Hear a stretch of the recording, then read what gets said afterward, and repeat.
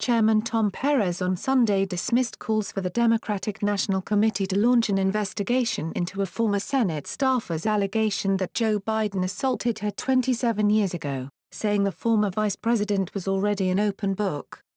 Biden had already undergone a comprehensive investigation when he was selected as Barack Obama's running mate in 2008, Perez told ABC News This Week host Martha Raddatz. They looked at the entire history of Joe Biden, his entire career, Perez said. And I'll tell you, if Barack Obama had any indication that there was an issue, Barack Obama would not have had him as his vice president. Barack Obama trusted Joe Biden. I trust Joe Biden. And those investigations have been done. After weeks of silence, Biden denied the accusations publicly for the first time Friday. No, it is not true. I'm saying unequivocally it did not happen, he said. But it's unclear whether the presumptive Democratic nominee's interview on MSNBC's Morning Joe did enough to extinguish the controversy as allies of President Donald Trump seized on the allegation. By opposing the release of records stored at the University of Delaware, Biden says the school's collection doesn't contain personal records. He might have provided more fuel for Republicans to keep the issue alive, experts said. We've seen him really be challenged for the first time in 5 weeks on allegations that many in the media have ignored, and finally, those are coming to light, Ronna McDaniel, the Republican National Committee chair, told Raddatz. McDaniel argued that the assault allegation, combined with what she called a far-left policy shift, revealed the veteran politician, first elected to the U.S. Senate in 1972, was actually an unknown commodity. He hasn't been vetted. People haven't seen the 2020 version of Joe Biden, McDaniel said. Still, even after the rise of the Me Too movement, not all political experts are convinced the allegation will hurt Biden, despite him needing strong support among suburban women to beat Trump in November. More, this never happened. Joe Biden denies sexual assault allegation, calls on National Archives to release records. For many years, these sorts of allegations would kill off a candidacy, partly because people didn't know all the gory details about everybody else, said Larry Sabato, director of the University of Virginia's Center for Politics. That's gone. Sabato pointed to the multiple sexual assault allegations against Trump and the infamous video where Trump describes grabbing women's genitals that came out 1 month before the November election. Trump, who has denied all allegations related to sexual impropriety, won the presidency. It tells you it doesn't matter, Sabato said. What makes that even more true is the pandemic and the economic collapse. That's all people care about. They're focused on what's happening in their lives, and right now it's a disaster. The Me Too factor. Tara Reade, a former Biden Senate staffer, has alleged that while bringing a gym bag to Biden in a Capitol Hill office building in 1993, Biden pushed her against a wall, groped her and digitally penetrated her without consent. She was 29 years old at the time. The allegation has gained increasing media coverage since Reade discussed them in a March podcast. It comes at a time when Biden leads most national and swing state polls, while Trump has had to defend his response to the coronavirus pandemic. Former President Bill Clinton, like Trump, was not thwarted by sexual misconduct allegations during his re-election bid. But complicating things for Biden, he's a Democrat running in the Me Too era, where top Democrats and liberals have said women should be believed when they come forward with sexual assault claims. Biden was among the Democrats who came to the defense of Christine Blasey Ford when in 2018 she accused Brett Kavanaugh, then a nominee for the Supreme Court, of sexually assaulting her decades ago. Kavanaugh was eventually confirmed and now sits on the High Court. In the MSNBC interview Friday, Biden didn't directly answer a question about the difference between Ford's allegation and Reade's. Women should start off with a presumption they're telling the truth, Biden said. Then you have to look at the circumstances and the facts. And the facts in this case do not exist. They never happened. A dampening effect? Political experts said Reade's allegation could complicate Biden's support among two crucial voting blocs, Liberals who backed U.S. Senator Bernie Sanders in the Democratic primary and are not sold yet on Biden, and independent women in suburbs who were key to Democrats regaining control of the House in the 2018 midterms. A USA Today Suffolk University poll last week found Biden ahead of Trump 50% to 40% in a head-to-head race. But the same poll found 22% of Democrats who supported Sanders in the Democratic primary don't necessarily plan to support Biden in November. I wonder if the sexual allegations issue is something that is holding maybe even Sanders voters back.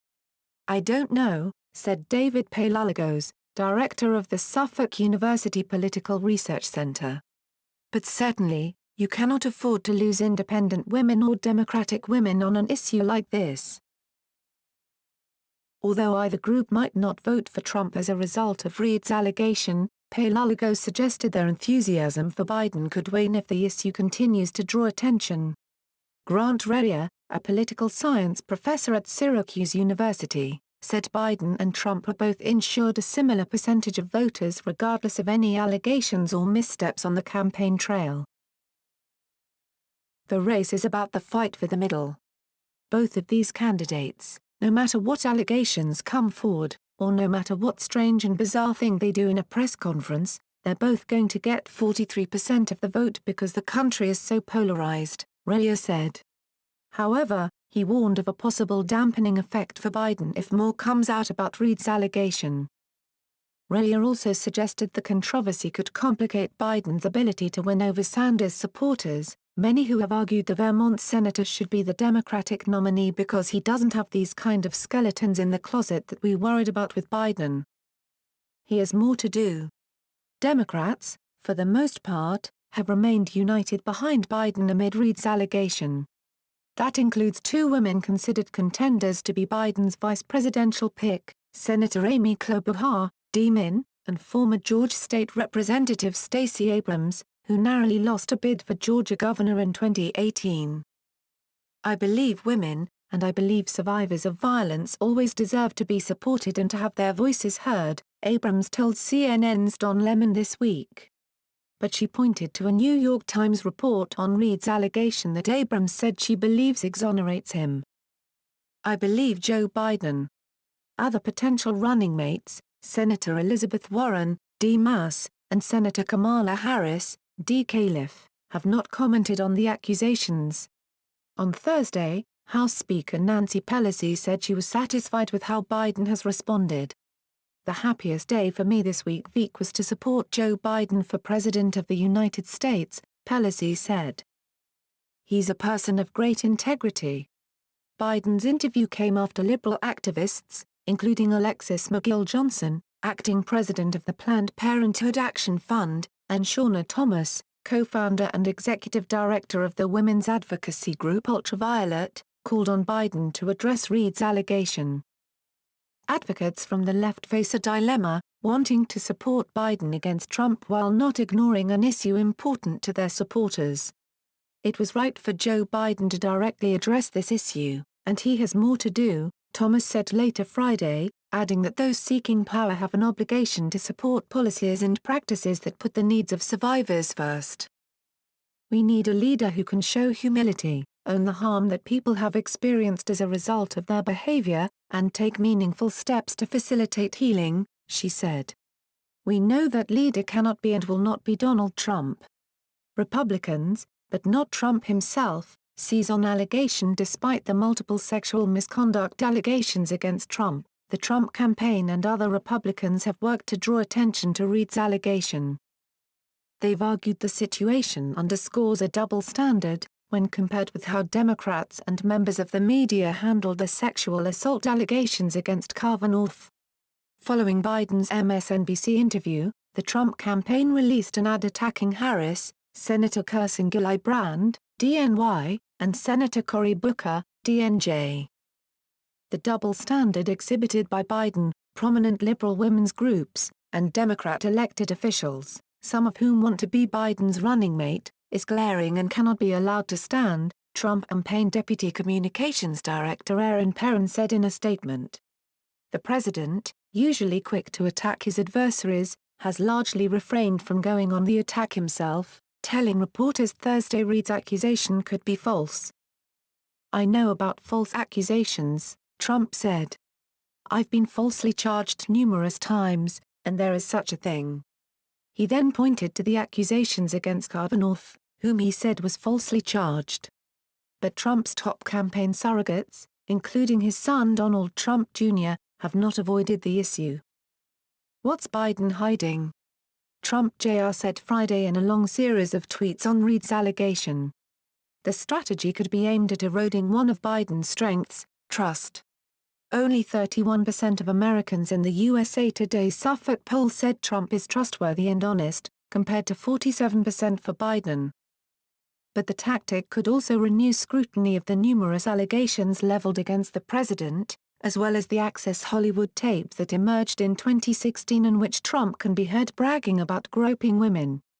White House Press Secretary Kayleigh McEnany bristled at the suggestion, telling reporters Friday that the president had denied the allegations against him and the matter had been put to rest after his election. "Leave it to the media to really take an issue about the former vice president and turn it on the president and bring up accusations from 4 years ago that were asked and answered in the form of the vote of the American people," McEnany said. Alex Conant, a GOP strategist and former spokesman for Senator Marco Rubio's 2016 presidential bid, said it's too early to tell how the allegation against Biden will affect the election in November. Conant said while it's possible the president doesn't want to get into a back and forth with Biden over Me Too issues, Trump is not afraid to invoke Kavanaugh as a campaign issue. Kavanaugh's contentious Senate confirmation hearing had a rallying effect that united Republicans before the 2018 election. "I think these sort of scandals will occupy media attention and fire up the base in both parties. But given how many people are worried about their job, it's hard to imagine anything other than the economy dominates not just the presidential race, but down-ballot races as well," Conant said. "If we're still talking about these allegations in 6 months, things have gone very off the rails for the Biden campaign."